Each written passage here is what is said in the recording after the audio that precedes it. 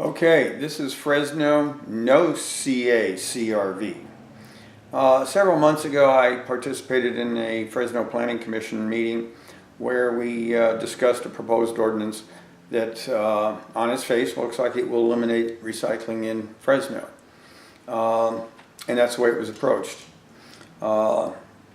In that meeting we proposed we presented a lot of information, and it was pretty overwhelming. And the Planning Commission, I think, got it. And they voted unanimously to kill the ordinance, not to pass it along to council. The chair at the meeting said he'd never seen this happen before, where a committee had unanimously opposed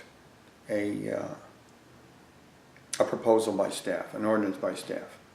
Okay, fast forward. Last week I was contacted. I participated in a meeting at the Chamber of Commerce. I was hooked up telephonically. And at that meeting, Councilman Paul Caprioglio was presenting the position for the city, and from what I've read, he's the sponsor of the ordinance. And he wanted the Chamber's blessing. I got to present information. It was not the best environment for it, but we did okay. The gist of what the councilman talked about over and over repeatedly was homelessness, and that recycling centers are just a magnet for crime and drug problems and things of this nature. He did have a statistic, over 260 phone calls that had come into the police department. But in talking with police, they don't recall calls to recycling centers. They recall calls to fast food places, markets, places where the homeless are loitering inside, creating a nuisance. So these calls may not have anything to do with recycling centers. He also said that there are 22 recycling centers, of which 16 would be affected. That means we're going to eliminate 16. This number we'll talk about a little more, but he did say it was spread between 5 or 6 families. That means that each family is going to lose 2+ recycling centers on average, and that could put them into poverty. That's not been a consideration here. In studies, did a quick study, in recent studies, in 2015, 25.3% of the population was at or below the poverty level. And since that time, I think it's been rising. I've seen numbers in between 25 and 50+%. You people live there. You've got a better handle on the pulse. It is the poverty, people in poverty, that recycle. They do it for income. There's been university studies. If you take this away, you will only hurt the poor. I've said before, these types of things are an attack upon the poor. One of the councilman's recommendation is just throw it in your blue barrel, let it go to the curbside. He indicated that that was one of the most profitable entities for the city. But it has no benefit for the public that struggle to make ends meet, pay their bills. Talked to a recycler up there. Lady came in. She needed money for gas to go do some things. That's why she was there. This is an economic generator. I estimate, and I tend to be conservative, I estimate that probably the recycling centers pump at least $15 million a year into the local economy, and that money churns over locally. But I could be wrong. It could be $30 million. There is a way to find out, and the city hasn't done that.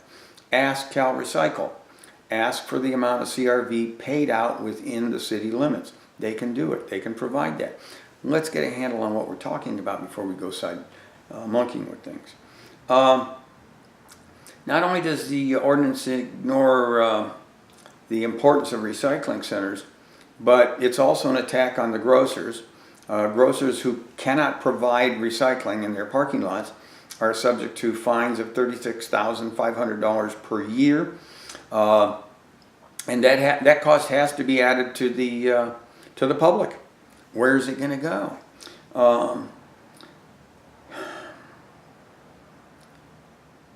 The public, as I see it, was not considered in this proposed ordinance.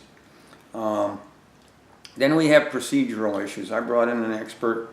The latest thing is she said the city ordinance 155811 covers criteria for development of code text amendments. How do we change the ordinances? And it says the Planning Commission shall not recommend and the City Council shall not approve an application unless the proposed amendment meets the following criteria. And that is, the code text is consistent with the general plan and any applicable operative plans. Staff didn't even look at the general plan because this is contrary to the general plan. Fresno has a general plan that covers everything the city does. Now we're ignoring it by ignoring the plan. That's not good business and leaves the city wide open for problems, legal problems. And the amendment must be consistent with the purpose and the development code to promote the growth of the city in an orderly and sustainable manner. Recycling is about sustainability. It's about stuff coming in and going out in a sustainable manner. And it's providing income on the way. Now, if the city passes this ordinance, I think they'll be subject to lawsuits and damages inflicted. There's a principle called taking or takings, and basically they are taking these businesses away from people, and that could apply to these businesses. Also, Cal Recycle sent in a letter stating that in 2016 the department, or Fresno, had received $330,000 in grants. Those grants go to help pay for city staff, all right? And that money wouldn't be available if you take it away or the possibility of getting it. The councilman in the chamber meeting kind of poo-pooed that it was an issue. I do say it is an issue. Okay. The section that allows the state not to provide grants to Fresno also covers things like processing payments, admin fees, and quality incentive payments. These are funds that go to the curbside. These are funds that could be denied to the curbside operator. I guarantee, because I've done this, run these things, these MRFs. If you take that money away, that is a substantial hit to the economics of that facility and that operation, and it could make it completely uneconomical to operate. Now, how would that cost be passed along to the residents because you're tied in with a private company? Okay, in summary, we've got giant inconvenience to the public. Low-income people don't travel far, travel distances, don't have cars. One report I saw, GV Wire, excellent reporting, interviewed a guy, says, you can't take the bags on the buses. They're not going to allow you to take them on the buses. How's he going to get his money back? Okay, he would be hurt. Didn't say if he was homeless. He could just be low income. And he had a veteran's hat on. Their attack on the businesses, attack on the recyclers and the grocers. There's going to be loss of city revenues.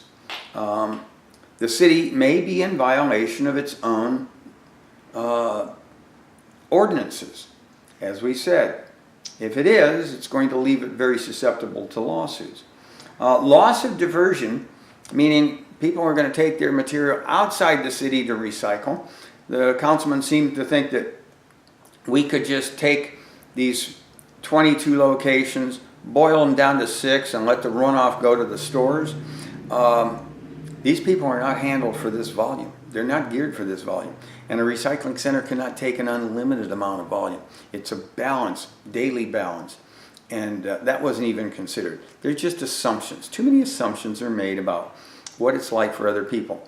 The councilman also mentioned that he thought that the stores were happy taking this back. I think he misrepresents.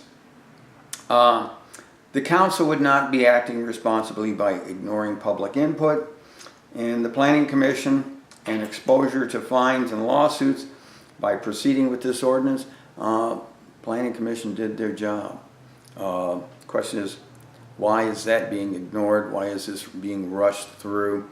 And should it even be considered anyway? That's a little bit about no CRV in Fresno. There was a map produced by the city. It only covers the zones created. There are 61. The city is already well underrepresented for recycling based on this state program, and that does create inconvenience to the public. It's a part of the law. And what the city didn't do is create a map. We gave them a map. The areas that they eliminate basically cover all the city. There would be no recycling allowed anywhere in the city based on our reading. These things shouldn't be allowed to chance, shouldn't be allowed to cause the threat of legal action. The council would be well served by not voting on this measure, putting it off, or voting it down.